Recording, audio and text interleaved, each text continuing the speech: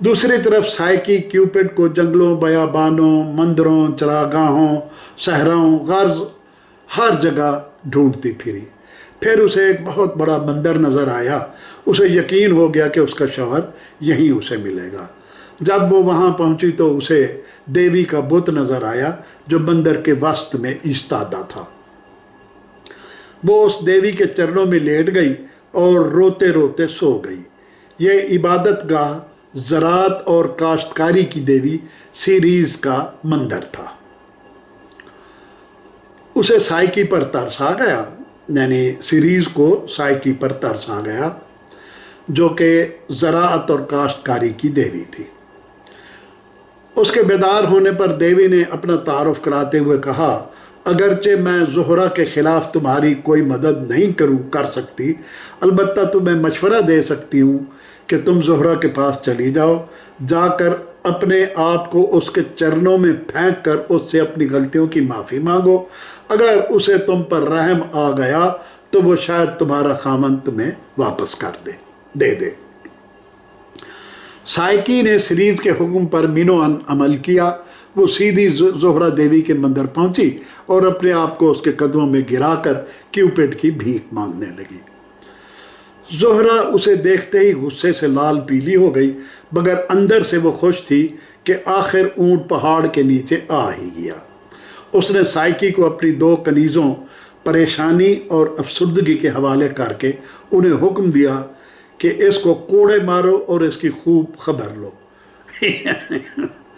यानी उसने अपनी 2 कनीज़ें जिनका नाम परेशानी और अफसुर्दगी था उसके हवाले कर दिया कि जाओ अब इसकी खूब खबर लो और इसको कोड़े मारो। जब साइकी को कोड़े पड़े तो वो फरियाद करने लगी कि मैं क्यूपिड की हामला बीवी हूँ, इन कोड़ों से मेरा बच्चा मर जाएगा, मुझे माफ़ कर दें। ज़ोहरा ने अपनी कनीज़ों को इशारा किया कि वो उसे अजियत देना बंद कर दें। फिर ज़ोहरा साइकी से मुखातिब होकर बोली, ऐ दुनिया की बदतरीन मखलूक, क्या तुम्हें याद आ गया कि तुम्हारा भी कोई मालिक और देवी है, या तुम अपने ज़ख्मी और बीमार खामंद को देखने आई हो जिसे उसकी बेवफा बीवी ने ज़ख्मों से छेद किया है। तुम इस कदर बदनसीब और ख़बीस औरत हो कि तुम्हें अब अपने महबूब को हासिल करने के लिए सख्त मसाइब और कड़ी आजमाइशों से गुज़रना पड़ेगा। मैं अब तुम्हारा घरदारी का इम्तिहान लूँगी।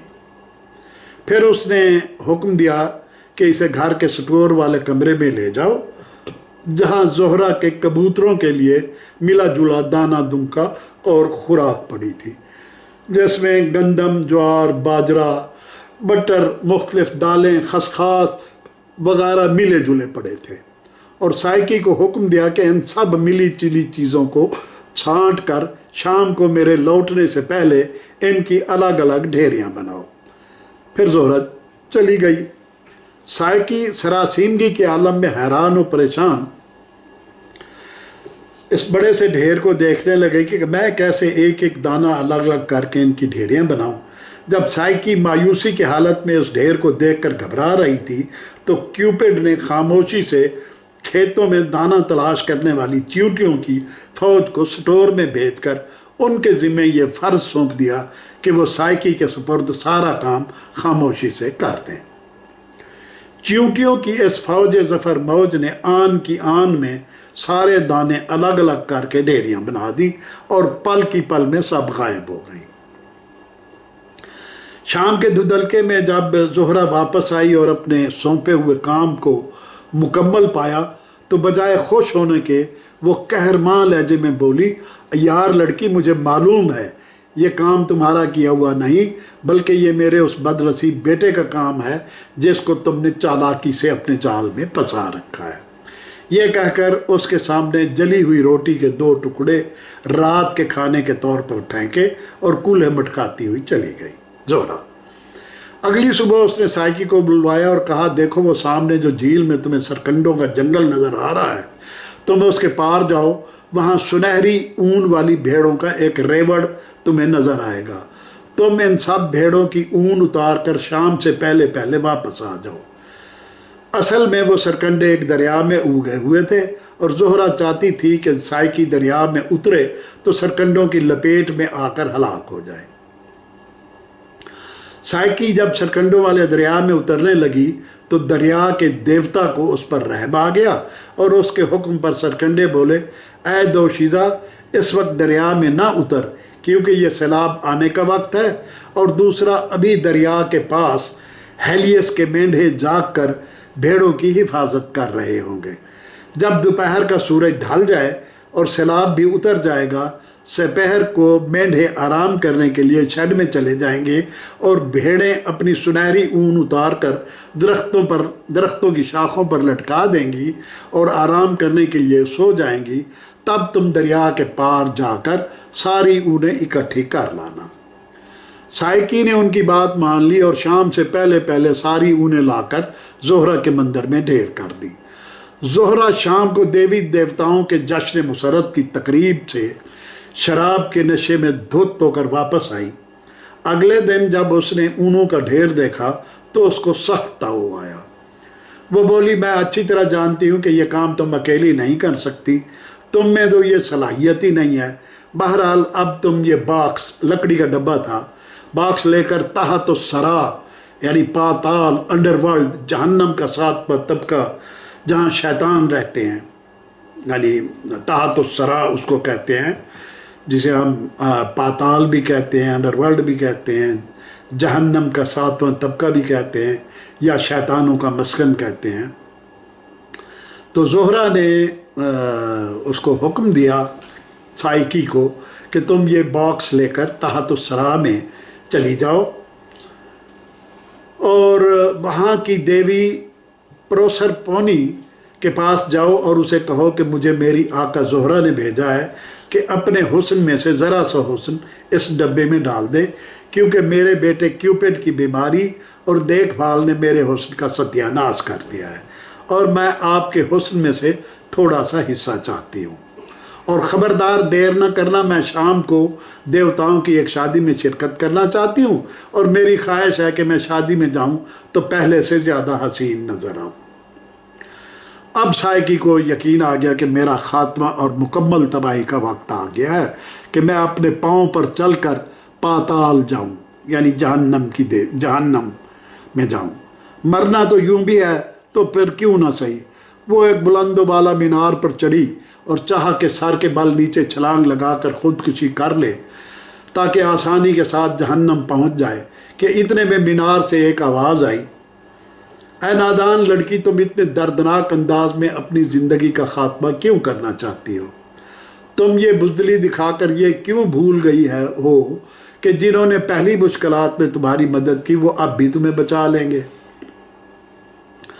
फिर इस आवाज़ ने उसे प्लूटो की गार का रास्ता समझाया जो प्रोसरपोनी का खामन था, यानी जहन्नम की देवी का जो खामन था, और बताया कि अगर वो प्लूटो की मिन्नत समाजत करे तो वो उसे अपनी बीवी तक पहुंचा देगा।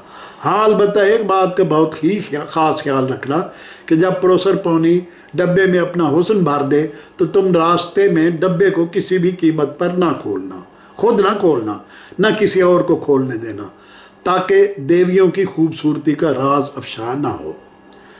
साइकी समझाए गए रास्ते पर चलती हुई और राह में आने वाली खौफनाक ख़तरात से बचते बचाते प्लूटो की सल्तनत जा पहुंची, पाताल में, जिसने उसे प्रोसरपोनी के महल में रसाई ले दी।